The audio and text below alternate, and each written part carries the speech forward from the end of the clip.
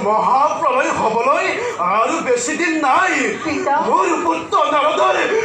চক্ৰান্তত পৰি লক্ষ্মীয়ে পৃথিৱীত এটা ভীষণ দৈত্যৰ সৃষ্টি কৰিলে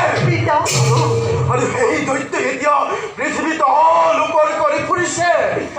এই দৈত্যলৈ তোক বিয়া দিম বুলি লক্ষ্মীয়ে দৈত্যৰ আগত প্ৰতিজ্ঞা কৰিছে সি তোক এতিয়া বিচাৰি ফুৰিছে আই তই ইয়াত এখনতেকো ৰৈ নাথাকিবি সেই ঘোঁৰাবোৰলৈ দুৰান্তকাৰী দৈত্যক দেখিলে মোৰ পেটতে হাত ধৰি লুকাই মোৰ ওপৰত লক্ষ্মীক নিয়ম বিৰোধীয় কাৰ্যত লিপ্ত হ'ল মইতো কোনো দুখ কৰা নাই পিতা আৰু এনেকুৱা কাৰ্যত বিষ্ণুৱে কিবাদৰে কৰিলে সমাধান বিষ্ণুৱে এইবোৰ গমকে নাপায় পিতা আমি তিনিও মিলিত হৈ মহাপ্ৰলয়ৰ বিষয়ে গুপুতে আলোচনাহে কৰিছিলোঁ বিষ্ণুৱে এতিয়া লক্ষ্মীৰ ওচৰলৈ আলোচনা কৰিবলৈ গৈছে আই পিতা আই মই যদি আপোনাৰ কন্যা সৰস্বতী হওঁ তেন্তে চাই থাকিব পিতা লক্ষ্মীয়ে মোৰ বুকুলৈ যি পাত ব্ৰহ্মহেল নিক্ষেপ কৰিছে সেই পাত ব্ৰহ্মহেল সেই পাত ব্ৰহ্মহেল মই পুনৰ লক্ষ্মীৰ বুকুলৈ উভতাই পঠাম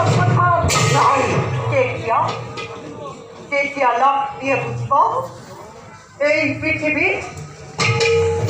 বিশেষভাৱে সৰস্বতী শ্ৰেষ্ঠ নাই সেইবোৰ কৰিবলৈ এতিয়া সময় নাই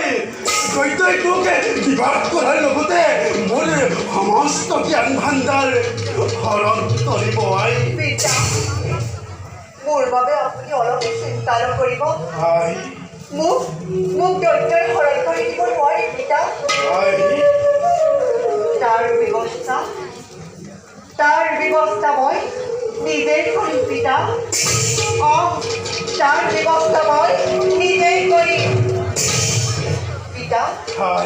আপুনি যাওক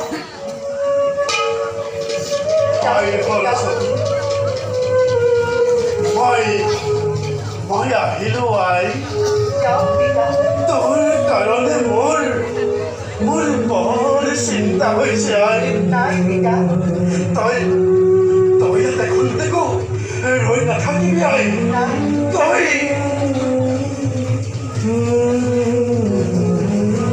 পিতা মই আহিলো আই মই আহিলো